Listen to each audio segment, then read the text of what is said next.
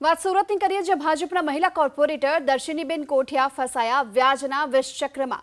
25 લાખ વ્યાજે લઈ ચૂકવી દીધા બાદ પણ વ્યાજખોરો પઠાણી ઉઘરાણી કરતા હોવાનો આરોપ લાગ્યો છે। ભાજપના જ મહિલા કોર્પોરેટર વ્યાજખોરોની ચુંગાલમાં ફસાયા। ઘટના સુરત શહેરની છે, જ્યાં દર્શિનીબેન કોઠિયાએ ટેક્સટાઇલના ધંધા માટે સચિન જૈન પાસેથી 3% વ્યાજે 25 લાખ રૂપિયા લીધા હતા। દર મહિને 75,000 વ્યાજ ચૂકવતા 2023 સુધી વ્યાજ ચૂકવ્યા બાદ કોર્પોરેટરે વ્યાજ ચૂકવવાનું બંધ કરતા સચિન જૈન પઠાણી ઉઘરાણી કરી અને ધમકી આપતો હતો।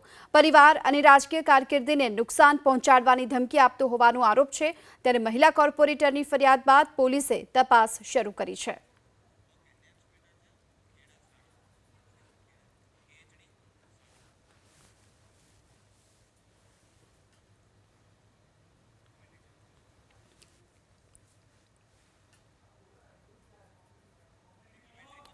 તો મહિલા કોર્પોરેટર કે જેમણે પૂર્ણા પોલીસ મથકમાં ફરિયાદ નોંધાવી છે આ વ્યાજખોરના સામે, જેમણે વ્યાજ આપવાનું બંધ કર્યા બાદ અનેક ધમકી આપી હતી।